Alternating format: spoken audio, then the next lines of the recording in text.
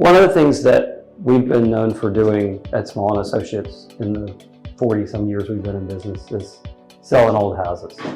My background, preservation's always been really important. And the blend of preservation and modern day life is very, very important in the real estate world. People want to live in these older neighborhoods. They're centrally located. They are super convenient, easy to live in. And 40 years ago when I started selling real estate, people wanted to buy an old house because they loved old houses, and they'd come in and go, oh, well, it doesn't have central air, we'll put it in, or it doesn't have but one bathroom, we'll put it in.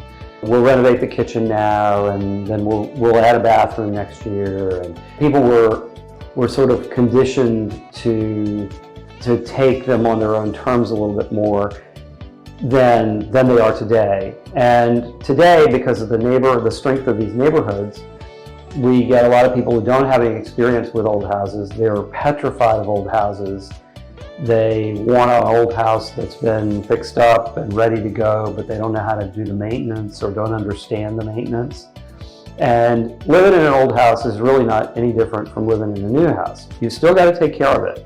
You've got to keep the water out. You've got to, keep it safe. It's got to, you need to make it energy efficient. And you can't generalize because not all old houses deserve the same treatment.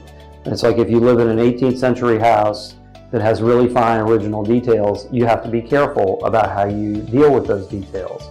If you live in a 1950s house that has manufactured windows that are falling apart, replacing them with modern day replacement windows may be appropriate and considered an improvement. So you have to look at what your old house is and figure out what are the right things to do for this particular property.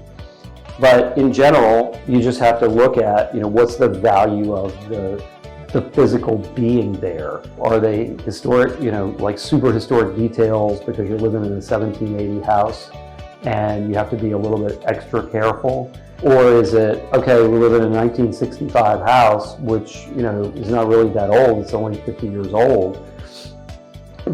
But what is it we need to do to make it function for 2023? Because in the end, you've got to make all of these properties function for 2023 and for life today, because, it is today.